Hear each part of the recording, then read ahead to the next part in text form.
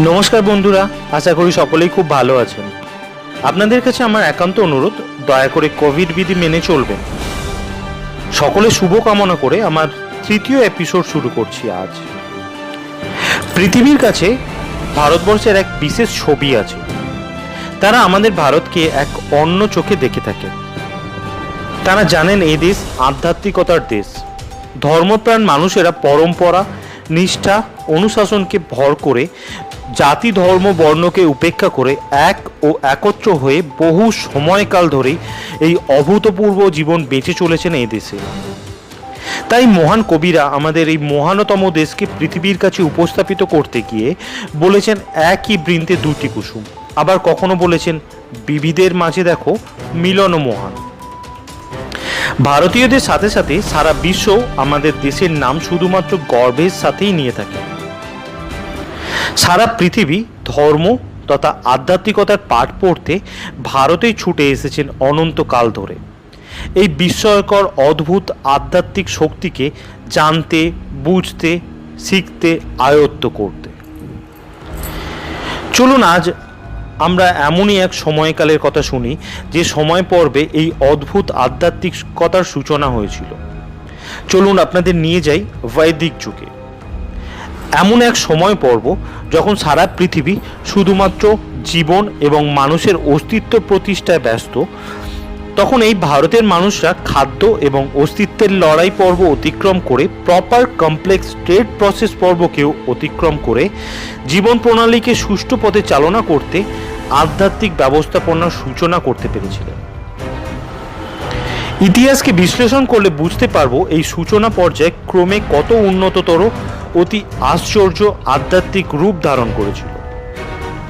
সাধারণ মানুষ চরম অধ্যাবসায় এবং বিশেষ প্রক্রিয়ার মাধ্যমে মহান শক্তি তথা পরমাত্মার সাথে নিজেদের এক করে নিতে পেরেছিলেন। এই পর্ব নিয়ে কথা বলতে গিয়ে কিছু গল্পের কথা বড়ই বলতে ইচ্ছে করছে আজ, যা গল্প হলেও সত্যি।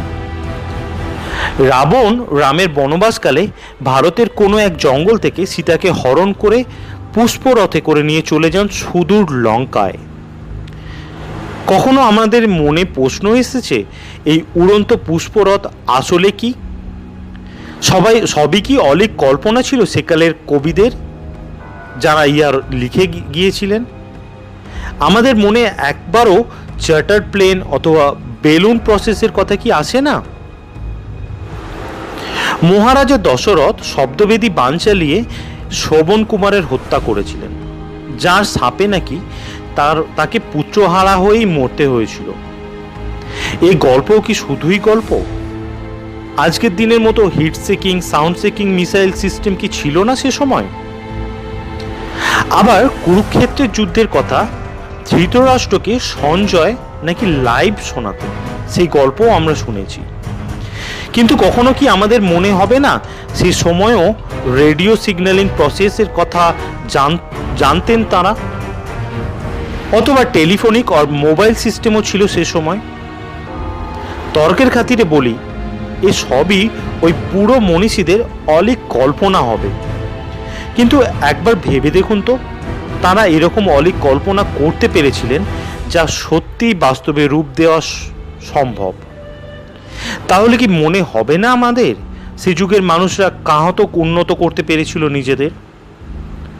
থাক এসব কথা, এসবের বৈজ্ঞানিক ব্যাখ্যা এরকম করে আমরা হাতে তো পাইনি। তাই বিজ্ঞান আপাতত যা বলে তাই শুনি। চলুন আজ শুনি এবং বোঝার চেষ্টা করি বৈদিক যুগের কথা, এবং তা অবশ্যই বৈজ্ঞানিক ব্যাখ্যার মাধ্যমে। হরপ্পা মহেঞ্জোদারো সভ্যতা, যা আনুমানিক 3300 বিসিতে শুরু হয়ে 1900 বিসি পর্যন্ত চলেছিল, আর তারপর 1700 বিসি থেকে 600 বিসি পর্যন্ত সময়কাল ছিল বৈদিক যুগের। এই সময় পর্বে বেদের রচনা হয়েছিল, তাই এই সময়কালকে আমরা বৈদিক যুগ বলেই চিনি। যদি মনে প্রশ্ন ওঠে এই বেদ কি? বেদ হলো এই সময় আর্যরা মানুষের জীবন প্রণালী শ্লোক আকারে পুঁথিগত বা লিপিবদ্ধ করতে পেরেছিল, যার নাম দিয়েছিলেন বেদ। বেদের কথা জানতে গিয়ে উঠে এলো আর্য শব্দটি। আর্য কি? কারা তারা? একটু লক্ষ্য করলে দেখতে পাবেন আমি বলেছি 3300 বিসি থেকে 1900 বিসি পর্যন্ত সময় ছিল হরপ্পা সভ্যতা সময়কাল, আর বৈদিক সভ্যতা শুরু হলো 1700 বিসি থেকে। প্রায় 200 বছর সময়কাল ভারতবর্ষে এক স্তব্ধ অবস্থা ছিল। এই সময়টি ছিল ট্রানজিশন পিরিয়ড। 1700 বিসি নাগাদ মধ্য এশিয়ার কিছু অঞ্চল থেকে এক গোষ্ঠী ভারতের বুকে চলে আসেন ভালো খাদ্যের সন্ধানে। এই মানব গোষ্ঠী তথা মানুষরাই হলেন আর্য, অর্থাৎ বাইরে থেকে এসে এই সময় যারা ভারতে বসবাস শুরু করেছিলেন তারাই হলেন আর্য। তারাই নিজেদের আর্য বলে পরিচয় দিয়েছিলেন এই বেদে। কিন্তু ন্যাশনাল হিস্টোরিয়ানরা আবার বলে থাকেন অন্য কথা। ভারত থেকে নাকি একদল মানুষ ধীরে ধীরে মধ্য এশিয়ায় ছড়িয়ে গিয়েছিল, তারা হলেন আর্য, কিন্তু ইহার সঠিক বৈজ্ঞানিক ব্যাখ্যা তারা দেননি। ইহার সঠিক বৈজ্ঞানিক ব্যাখ্যা পেতে চাইলে আমাদের ইন্টারন্যাশনাল হিস্টোরিয়ান এবং জেনেটিক বিশেষজ্ঞদের দেওয়া ব্যাখ্যাকেই গ্রহণযোগ্য বলে মনে হবে। এ বিষয়ে কি বলেন তারা? আর্য যারা সাউথ রাশিয়ার একটি ময়দানিক ক্ষেত্র থেকে মাইগ্রেট করা শুরু করে 3টি ভাগে বিভক্ত হয়ে পৃথিবীতে ছড়িয়ে পড়েছিল। প্রথম দল গিয়েছিল ইস্ট ইউরোপে, দ্বিতীয় দল ইরান এবং আরেকটি দল চলে আসে অখণ্ড ভারতবর্ষে এবং বসবাস শুরু করে এখানে। তারা সংস্কৃত ভাষায় কথা বলতো, আর এই ভাষার ছাপ এই উক্ত 3 জায়গার মধ্যেই মেলে, অর্থাৎ ভাষাতত্ত্বের মিল। একটা উদাহরণ দিয়ে বিষয়টা বুঝতে সুবিধে হবে আমাদের। আমরা আজও কোনো শব্দে স উচ্চারণ করি, সেটাই ইরানে হ উচ্চারিত হয়। যেমন আর্যরা বেদে সরস্বতী নদীর কথা খুব নিষ্ঠা ভরে বারংবার করেছেন। ইভেন সরস্বতী নদীকে তারা নদীত্তম বলেছেন।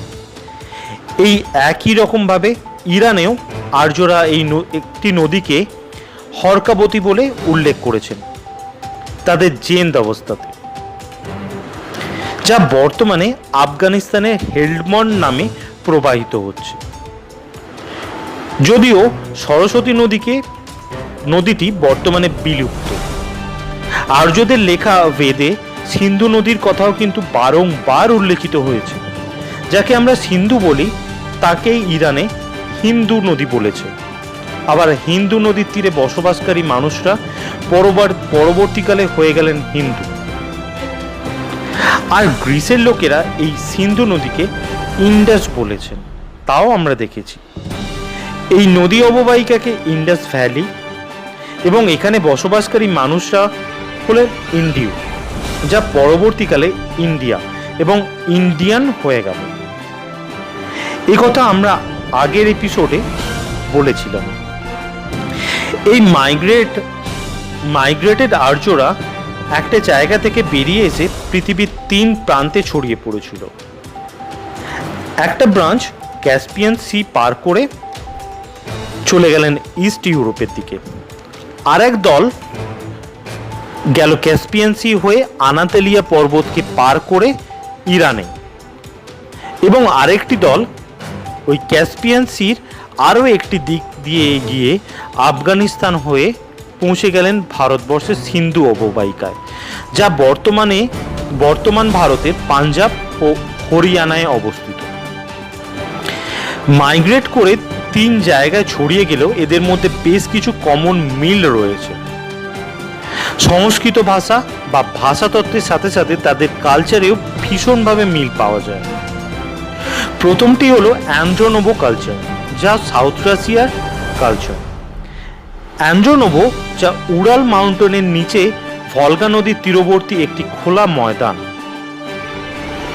অঞ্চল, এবং বিএমএসি কালচার বা ব্যাকট্রিয়ানা মার্জিয়ানা আর্কিওলজিক্যাল কমপ্লেক্স, যা কিনা সাউথ রাশিয়ার ঠিক নিচে অবস্থিত তুর্কমেনিস্তান, কাজাকিস্তান, উজবেকিস্তান ইত্যাদি দেশসমূহ নিয়ে গড়ে ওঠা একটি অঞ্চল। এই অঞ্চল দুটি শীত প্রধান হওয়ায় বছরের বেশিরভাগ সময়ই বরফের চাদরে ঢেকে থাকত। তাই খাদ্যাভাবের কারণে তারা বেরিয়ে এসেছিল এখান থেকে। আর্যরা মাইগ্রেট করে এই 3 অঞ্চলে ছড়িয়ে গিয়ে 3টি গ্রন্থ লেখেন। ভারতবর্ষে এসে যেমন তারা বেদ রচনা করেছিলেন, তেমনি ইরানে গিয়ে জেন্দ আবেস্তা এবং গ্রিসে হোমারের দ্বারা ইলিয়াড ও ওডিসি। এই 3টি গ্রন্থের প্যাটার্নও একই রকম। এই 3 গ্রন্থেই আর্যদের সম্বন্ধে বলা হয়েছে। তারা সংস্কৃত ভাষায় কথা বলতো, তারা পশুপালনকে জীবিকা করে যাযাবর বৃত্তি পালন করত, তারা ঘোড়সাওয়ারি বা ঘোড়ার ব্যবহারও জানত। এমনকি 3টি গ্রন্থেই ঘোড়ায় টানা রথের কথা বারংবার উল্লেখ করা হয়েছে। আর্যরা রথের ব্যবহার খুব ভালোভাবে শিখেছিলেন, তাও এই বেদ থেকে পাওয়া যায়। এবারে আসি সায়েন্টিফিক ব্যাখ্যায়, আর তা হলো আর্যদের নিয়ে খোঁজ করতে গিয়ে বৈজ্ঞানিকরা তাদের বায়োলজিক্যাল ডিএনএ অ্যানালাইজিং প্রসেস করলেন এবং বিস্তারভাবে সারা পৃথিবী জুড়ে। তা করতে গিয়ে তারা আবিষ্কার করলেন জিন M17 যা সাউথ রাশিয়া প্রদেশের 40%-এরও বেশি মানুষদের মধ্যে পেলেন তারা, আর তা দিল্লির 35% মানুষদের বেসিক জিন। আবার তা ইরান এবং ইস্ট ইউরোপের মানুষদের ক্ষেত্রেও একইভাবে পাওয়া গেছে। অর্থাৎ এ থেকেই তাদের মাইগ্রেট করার ইতিহাসের সঠিক এবং বিশ্বাসযোগ্য ব্যাখ্যা মিলল। চলুন এবারে আমরা জানি ভারতবর্ষে আর্যদের জীবন প্রণালী, যা কিনা সুস্পষ্টভাবে বেদ এবং পরবর্তীতে উপনিষদে পাওয়া যায়। এই সময়কালে মানুষের জীবনশৈলী জানতে, প্রপারলি বুঝতে এই যুগকে 2টি ভাগে ভাগ করতে হয়। প্রথমটি হলো ঋগ্বৈদিক যুগ এবং দ্বিতীয়টি পরবর্তী বৈদিক কাল বা উত্তর বৈদিক যুগ। আমরা পর্যায়ক্রমে এই 2 সময়কাল ঋগ্বৈদিক কাল এবং উত্তর বৈদিক কালের কথা শুনব। আজকের মতো সকলের শুভকামনা করে বিদায় নিচ্ছি বটে। খুব শীঘ্রই আবার ফিরে আসবো এই 2 সময় পর্বের গল্প শোনাতে, কথা দিলাম। আমার এই পর্বটি ভালো লেগে থাকলে লাইক, সাবস্ক্রাইব, শেয়ার করে আমায় অনুপ্রেরণা দেবেন এরকম গল্প পর্ব তৈরি করতে। আজকের মতো নমস্কার বন্ধুরা, ভালো থাকবেন।